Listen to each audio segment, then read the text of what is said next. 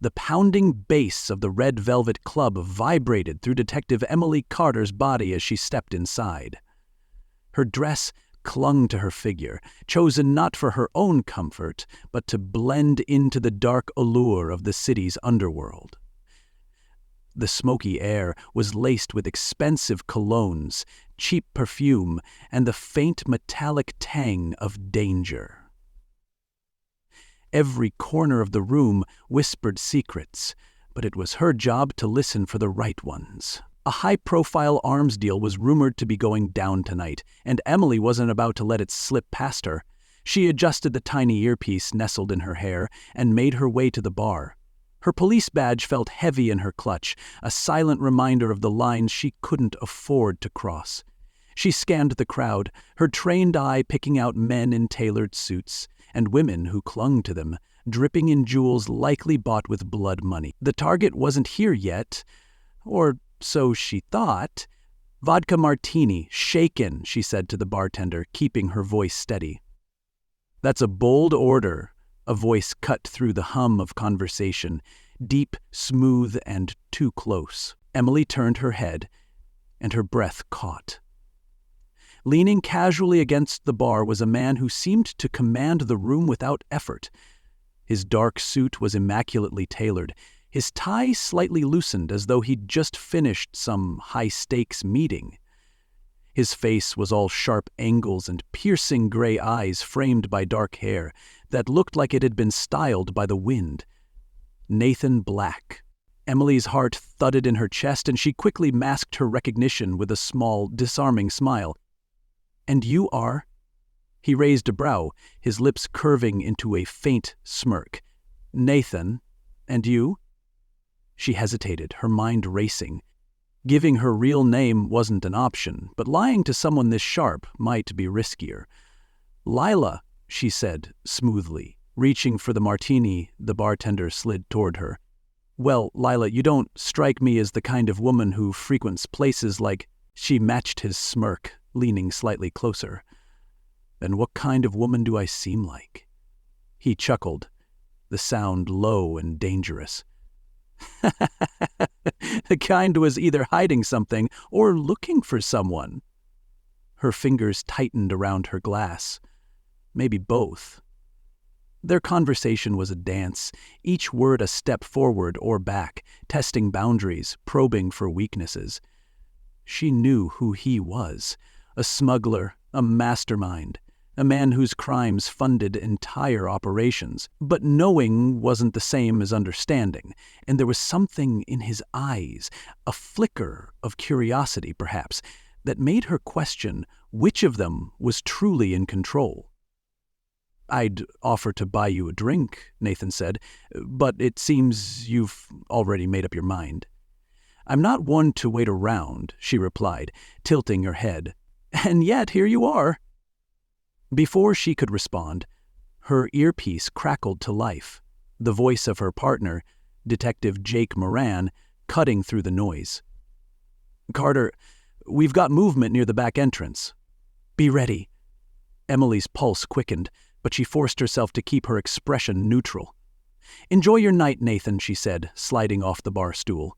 His hand brushed hers as she turned to leave, the contact sending a jolt through her. "I hope this isn't goodbye, Lila," he murmured. Her steps faltered, but she didn't look back. Outside the club, the cool night air hit her like a slap. Jake was waiting by the unmarked car, his brow furrowed. "Did you see him?" he asked. "Yeah," she said, her voice quieter than she intended. "I saw him."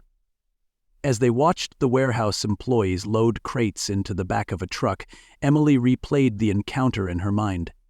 Nathan Black was everything she'd been warned about. Charming, dangerous, and entirely unpredictable.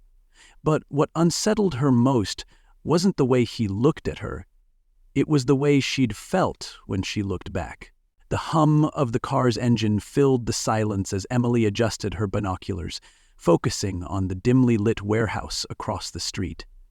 It was 2 a.m., and the docks were alive with shadowy figures unloading crates. She was supposed to call for backup as soon as the deal went down, but she hadn't yet. Something felt off. She leaned back in her seat, her eyes heavy with fatigue, when her phone buzzed. Her instincts kicked in, her stomach tightening as she unlocked the screen. The message was simple. "You're making this too easy, Detective." Her head shot up, scanning her surroundings. The warehouse lights flickered ominously, casting long shadows that danced in the misty air. Then, like a ghost materializing from the dark, Nathan appeared outside her car window, his smirk visible even in the low light. Emily instinctively reached for her weapon, but before she could react, he opened the passenger door and slid in. "You're lucky I'm not one of the bad guys," he said, his voice low and teasing. "You are one of the bad guys," she shot back, her hand hovering near her holster. Nathan raised his hands in mock surrender. "Relax, I'm unarmed. Just thought we should talk, away from prying ears." Emily narrowed her eyes. "How do you even know I'm here?" "You think I don't notice when someone's following me?" He leaned back, studying her with an intensity that made her squirm. "You're good, Detective, but you're not invisible. You shouldn't be here." Her voice was steady, but her pulse betrayed her, hammering in her chest. "And yet, here I am," he said, flashing a grin. "So tell me, why are you really after me? Is it about the job, or is it personal?" Emily scoffed. "What makes you think I'd waste personal energy on someone like you?" "Because you haven't called for backup," he replied, his tone soft but cutting. "If you wanted me behind bars, I'd already be in cuffs." She hated how right he was. She hated even more how his presence seemed to fill the small space, making it hard to think. "What do you want, Nathan?" she demanded, gripping the steering wheel to ground herself. "To understand you," he said, his voice losing some of its playfulness. "You're not like the others, the cops I've dealt with before. Predictable, rigid, easy to manipulate. But you—" He tilted his head, his eyes scanning her like a puzzle he couldn't quite solve. "You're different." Emily's throat tightened. She could feel the line between duty and temptation blurring, and she needed to end this before it was too late. "You're delusional," she snapped, reaching for the door handle to push him out. But Nathan caught her wrist, his touch surprisingly gentle. "Maybe, or maybe I see something you're too scared to admit." For a moment, the world outside the car seemed to fade. There was no warehouse, no deal, no badge between them, just the heat of his gaze and the dangerous pull that had been building since the night they met. "Get out," she whispered, her voice cracking. Nathan hesitated, his expression unreadable. Then he released her wrist and stepped out into the night. Before he closed the door, he leaned in. "This won't be the last time we talk," he said. "You can count on that." Emily watched him walk away, his figure disappearing into the shadows. Her radio crackled, Jake's voice breaking through the silence. "Carter, where the hell are you? We need eyes on the target." Her grip on the radio tightened. "I'm here," she said, her voice steady despite the turmoil inside. "I'm watching." But as Nathan vanished into the night, Emily couldn't shake the feeling that she wasn't the one watching him. He was the one watching her. And somehow, she wasn't sure if she wanted him to stop. Nathan Black wasn't an easy man to find, unless, of course, he wanted to be. It had been 2 weeks since their last encounter, and Emily had done everything in her power to shake the thoughts of him from her mind. She buried herself in casework, went on a few dates she didn't enjoy, and ignored the weight of his words, replaying endlessly in her head. But tonight, as she sat in the corner of a dimly lit cafe, staring into a mug of lukewarm coffee, he appeared as if summoned by her thoughts. He slid into the chair across from her, his black leather jacket damp from the rain outside. "You look like you've seen a ghost." She glanced around the cafe. "Are you out of your mind, meeting me here?" Nathan smirked, leaning back in his chair. "Relax. I don't bite." "What do you want, Nathan?" He tilted his head, his expression softening. "You've been following me for months, Emily. Don't you think it's time we stop pretending this is just about the job?" The way he said her name sent a shiver down her spine. She hadn't told him her real name, but of course he knew. He always knew. "This is about the job," she said firmly. "Though the criminal, I'm a cop. That's all this is." Nathan leaned forward, his voice dropping. "Is it?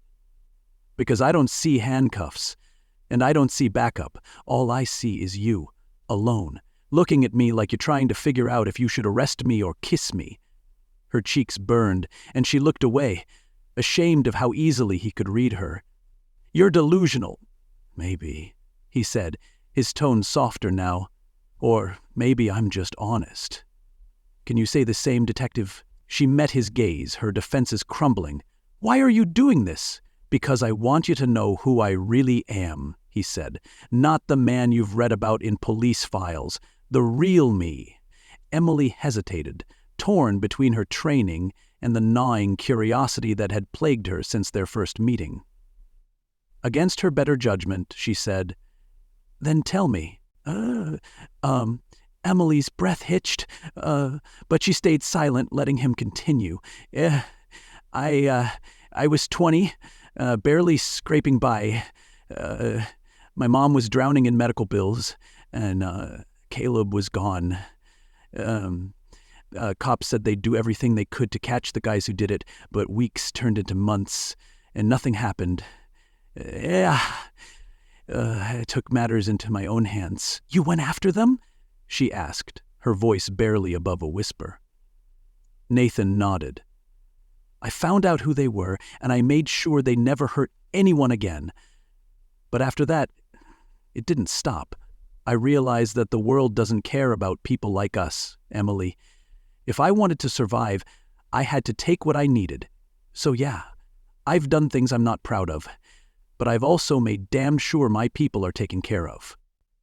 His words hung in the air between them, heavy with the weight of his pain.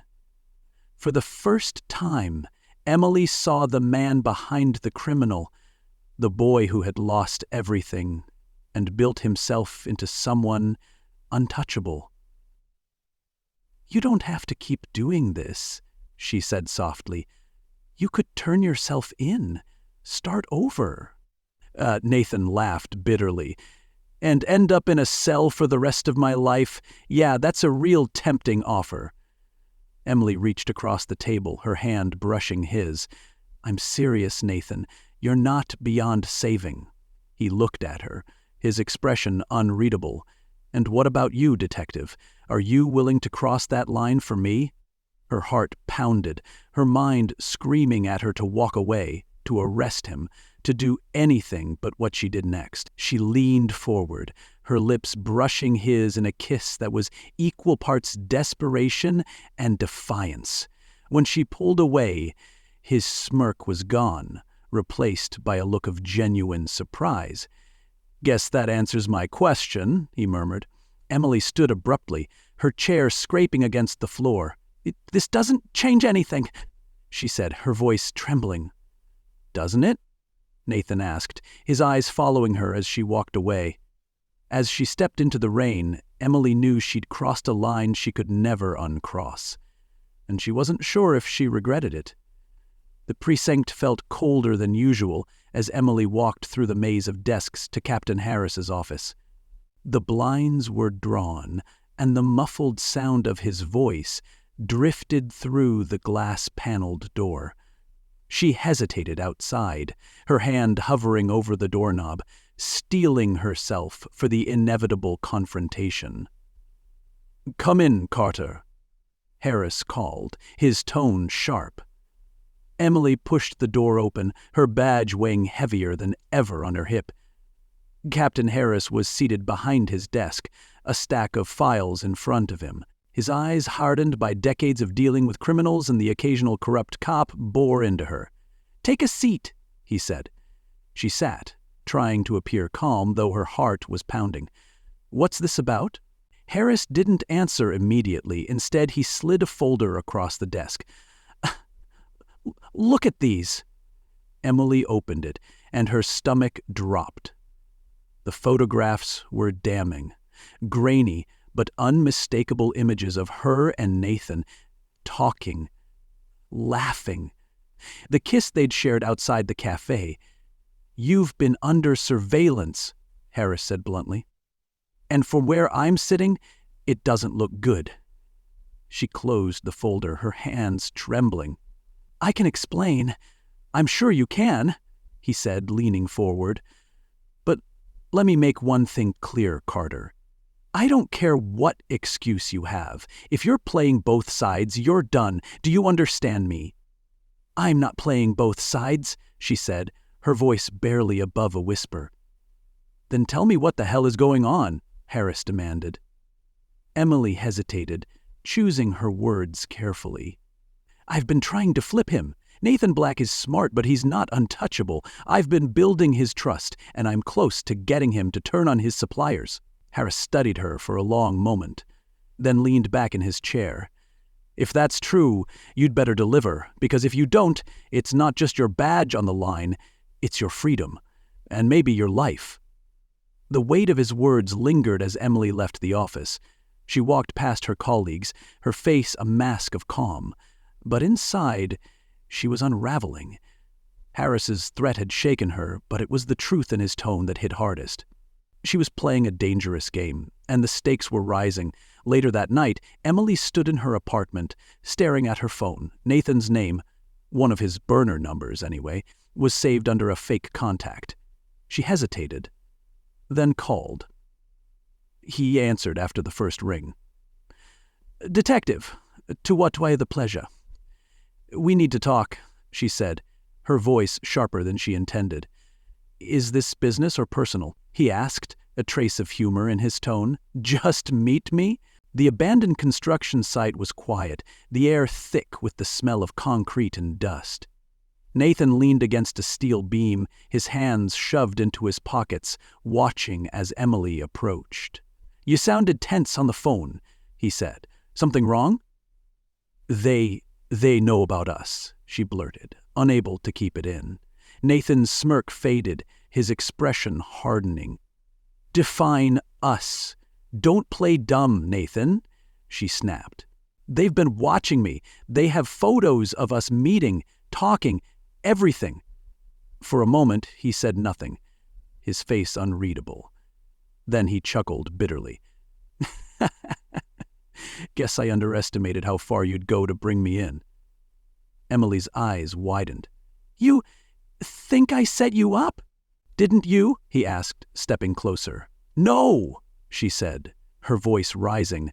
"I didn't tell them anything about you. I've been protecting you." Nathan stopped, his eyes narrowing. "Why?" "Because I believe in you," she said, her voice breaking. "Because I know you're not the monster they think you are." He stared at her, his expression softening. "Emily." She cut him off. "We have to end this. Nathan. Whatever this is, it's over." Nathan shook his head. "No, it's not that simple." "It has to be," she insisted. "If they find out I'm still talking to you, I'm done. Do you understand that?" Nathan stepped closer, his hand brushing hers. "Then come with me. Leave all of this behind. You and me, somewhere far away where none of this matters." Her heart ached at his words, but she knew it wasn't possible. "I can't," she whispered. Nathan's jaw tightened. "Then this is goodbye." Emily nodded, tears welling in her eyes.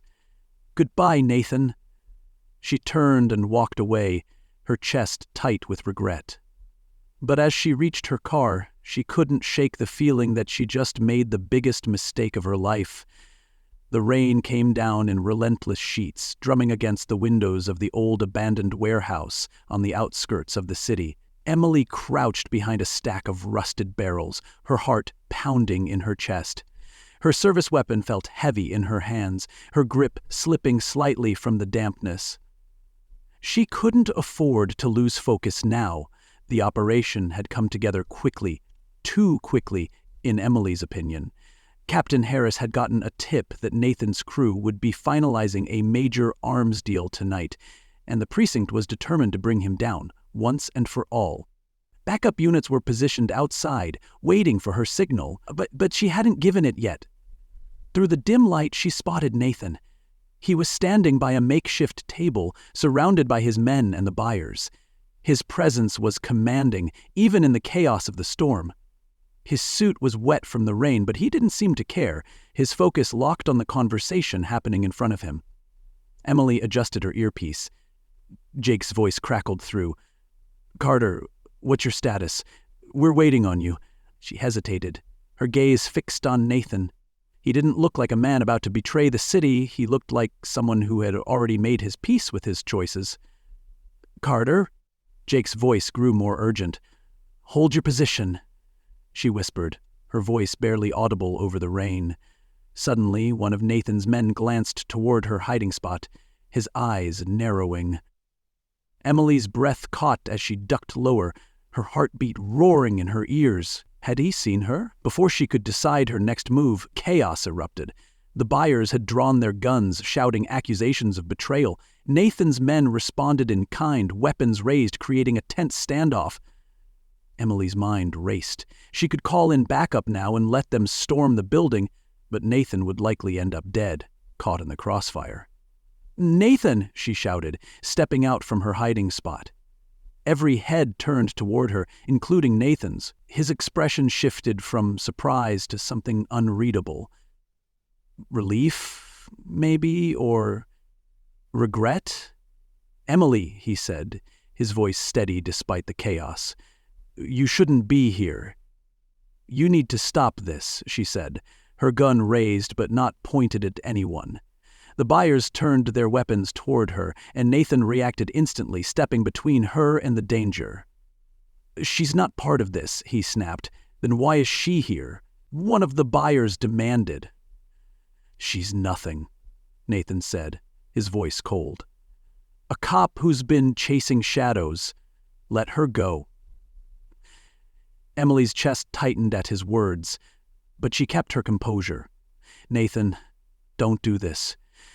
You're better than this." He turned to her, his eyes softening for the briefest moment.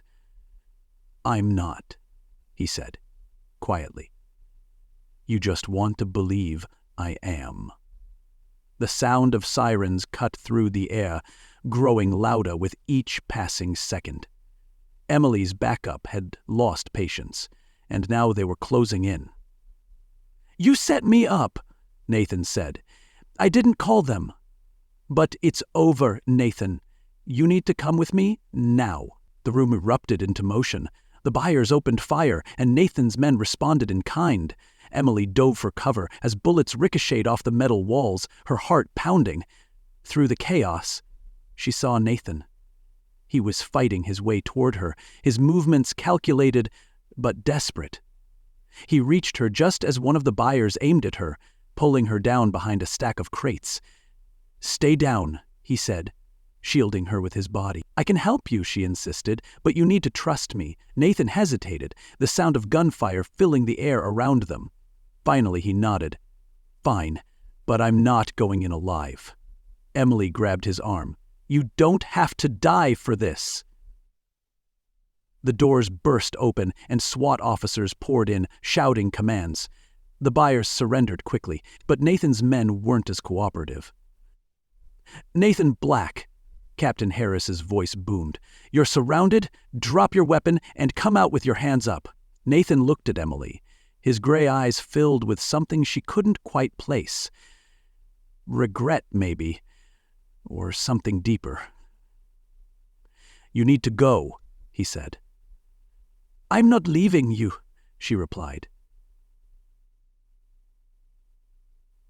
He cupped her face, his touch surprisingly gentle. "You already saved me more than you know."